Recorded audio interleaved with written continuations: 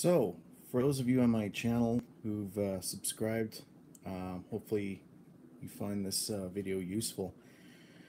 So, lately I've been having a lot of friends call me up for coffee and ask just to go for coffee. And probably I don't have I use the word friend carefully. I would say that I probably have about 5 people that I consider close to me that I would actually call friend, and and even a few more people who are or acquaintances that I seem to have a bit more of a connection to.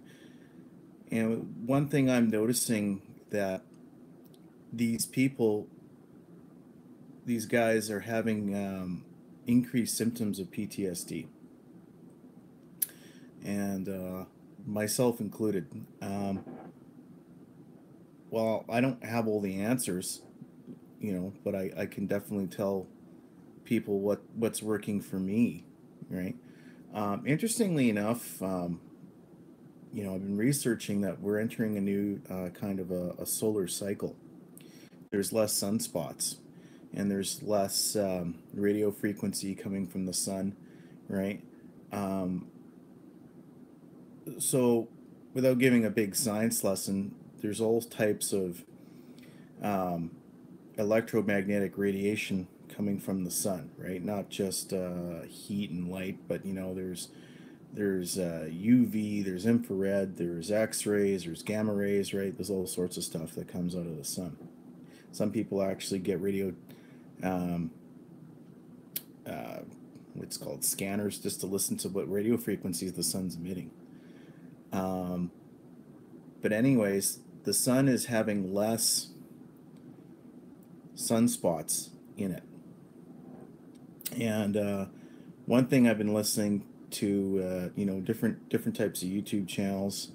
I listen to Deborah Tavares, Gary Light. That's Gary Lite, right? These are channels that I like, um, as well as Skywatch News. And there is less sunspots in the sun, but they're not really saying is there other types of radiation in the EM spectrum that the sun's giving off, and it looks like there is, because we see an increase in volcanic activity around the world and magma activity around the world, and you see a lot of guys talking about increased symptoms of PTSD. And it's not just PTSD, but you can see people who have underlying mental health issues such as depression or schizophrenia or bipolar disorder, right? Um, or clinical depression, or also known as unipolar depression, with an increased symptom. And the only thing I can suggest is, right, and this is going to sound funny, right, but it comes down to the basics. Just keeping on the basics. The basics are definitely watch your diet and exercise. That is a huge one. I've noticed for me, just eating fresh fruits and veggies are an important one. Um, Limiting my caffeine intake, right? Maybe keep it down to 1 pot a day instead of 2 or 3. um, I would also encourage people. You don't necessarily need counselors to talk to, because a lot of the counselors and psychologists coming out of universities today, candidly, they're fucking useless. All you need to do is just get out there, you know, and exercise, and go for coffee or go with a beer with some of your close friends, and you'll probably find that to be a lot more healthy and productive than talking to some counselors, especially if you're a male. A lot of these counselors are extremely gynocentric and misandric in their views, and how they don't they're not very sympathetic to men at all. I would encourage guys just to basically get back into the brotherhood of men, and talk with your fellow guys. I would say that that's far more productive than trying to talk to counselors, because Um, Universities are just laden with leftist bullshit, gynocentric propaganda, right? And just these completely inane, absurd views. Another thing I would suggest too, that if you're having trouble sleeping at night, definitely because of depression or racing thoughts, I would encourage people to use either CBD oil, which is a good one, and you're going to find which one your body reacts the best with, right? I'm not going to tell you what to do. You gotta kind of find your own way and what works kind of for you. But definitely CBD oil is a good one, and definitely I would suggest to people, because there's clinics popping up all over the place, go get your green card for marijuana if you're in Canada. Um, THC therapy, right? It beats getting all benzoed out on Ativan, diazepam, clonazepam, Xanax. These are things that you definitely don't need. Um, I would encourage people that if you have,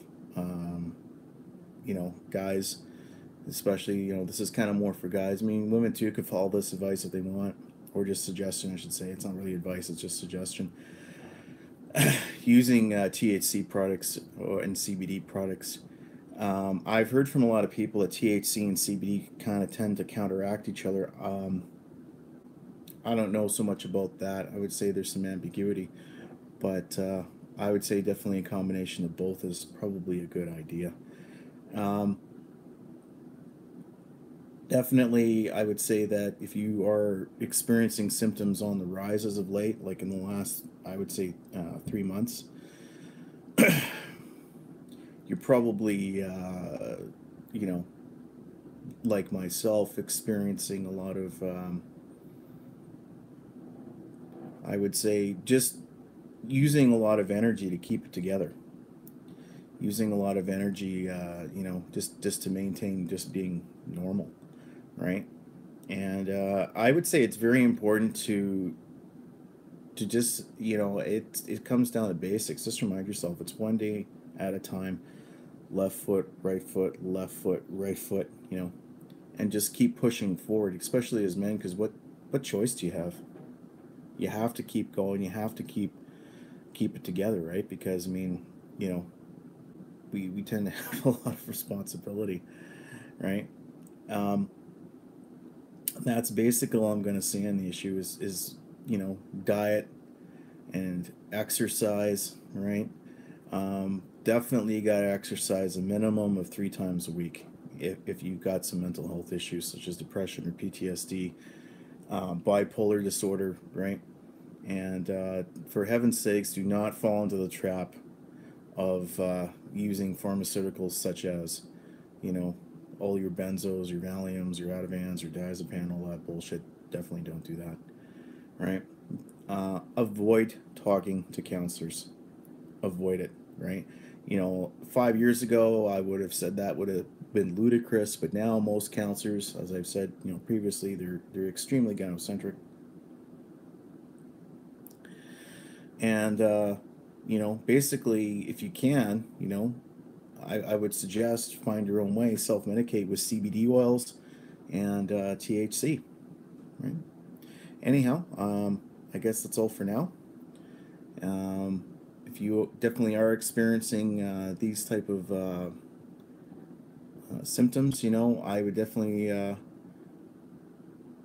suggest that you do the before mentioned. And a big thing that you're going to find is definitely of a help is definitely spend more time with your dog. You know, if there isn't somebody that you can talk to, believe it or not, talking to your dog really does help. And I don't know if it's so much dogs understand what we're saying. I don't think English is their first language. But even just verbalizing what's bothering you does seem to help, right? Anyhow, those are my thoughts on what's going on, and hope you all keep fit and have fun and stay strong.